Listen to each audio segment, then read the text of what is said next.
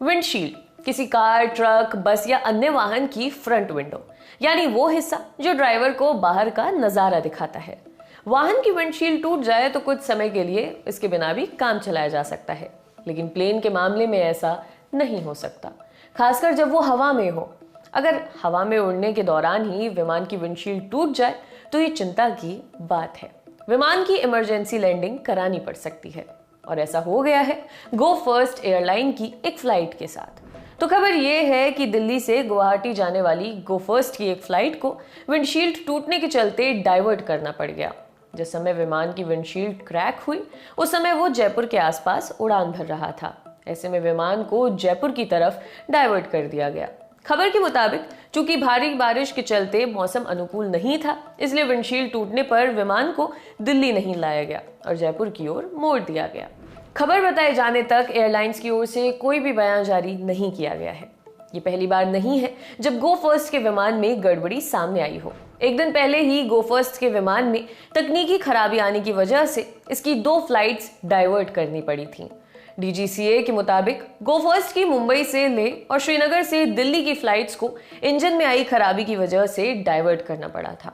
दोनों विमानों को सुरक्षित लैंड कराया गया था। हाल के दिनों में गो फर्स्ट ही नहीं, देश की दूसरी एयरलाइंस की फ्लाइट्स में भी किसी न किसी तरह की तकनीकी गड़बड़ी के मामले देखने को मिले हैं। उड़ान के दौरान, आसमान में या लैंडिंग के बाद फ्लाइट्स में कुछ तकनीकी दिक्कतों की खबरें आती रही हैं। आज तक की एक रिपोर्ट के मुताबिक पिछले करीब 2.5 महीने में तकनीकी गड़बड़ी की वजह से 16 फ्लाइट्स प्रभावित हुई हैं। इनमें से कुछ विमानों की इमरजेंसी लैंडिंग भी करानी पड़ी, तो कई विमान लैंडिंग के बाद उड़ान ही नहीं भर सके थे। अभी 2 दिन पहले ही यूएई के शारजाह से हैदराबाद आ रहे इंडिगो एयरलाइन के एक विमान की तकनीकी खराबी के बाद पाकिस्तान के कराची की ओर डाइवर्ट कर इमरजेंसी लैंडिंग करानी पड़ी थी।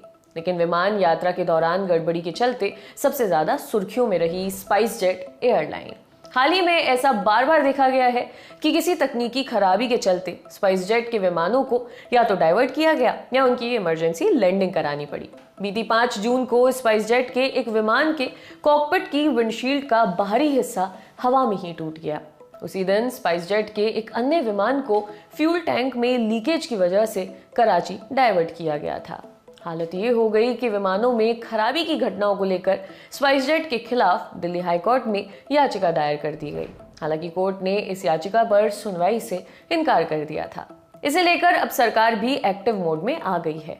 नागरिक उड्डयन मंत्री ज्योतिरादित्य सिंधिया ने एक दिन पहले ही 3 एयरलाइंस के प्रमुखों के साथ 1-to-1 मीटिंग की थी।